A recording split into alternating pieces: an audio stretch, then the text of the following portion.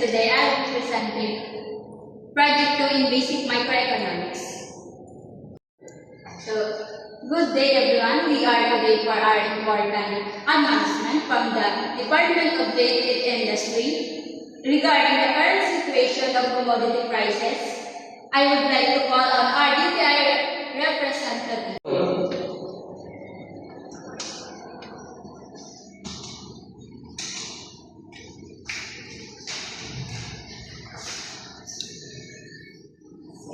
For the overview of the situation, good morning. Due to the ongoing conflict between the Iran and the United States, global oil supply has been disrupted, especially in the Strait of Hormuz. As a result, fuel prices have increased and that this has affected our economy here in the Philippines. So affected commodities, main products are affected first in fuel like gasoline, diesel, and LPG. Also affected are food items such as rice, bread, cooking oil, canned foods, and instant noodles. Prices of fertilizers needed by farmers have also gone up. So in prices movement, based on our monitoring, fuel prices have increased by approximately 8 to 12 per liter, about 5% to 10%. We expect this increase to be felt in other goods as well due to their higher transportation costs. So in economics explanation, why is it happening? Simple. There is a simple instruction. So oil prices go up because fuel is more expensive production and transportations. Cost and also increase.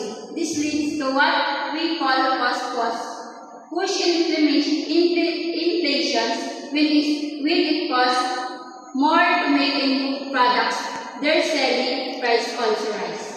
So in government response, what is the government doing?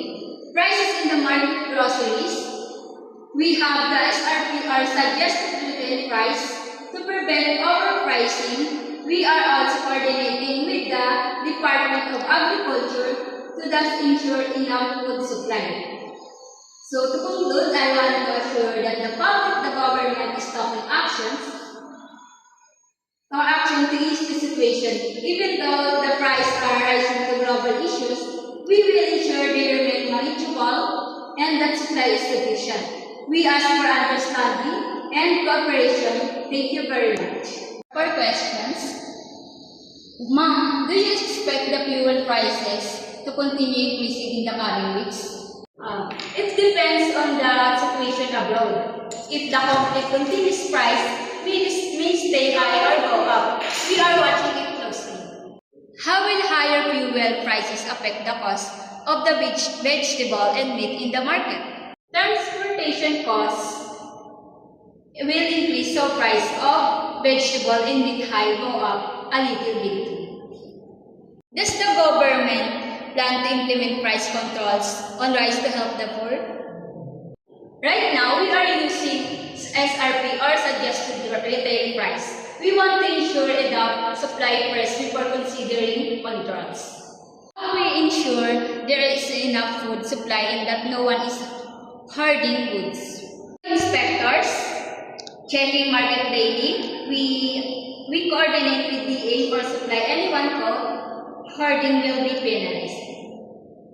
What is the outlook for prices in the few months? Will they go down or stay high?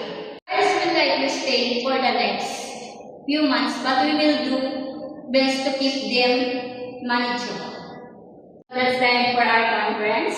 Thank you for questions and for the information shared by the DTI. This has been your reporter signing off. Good morning.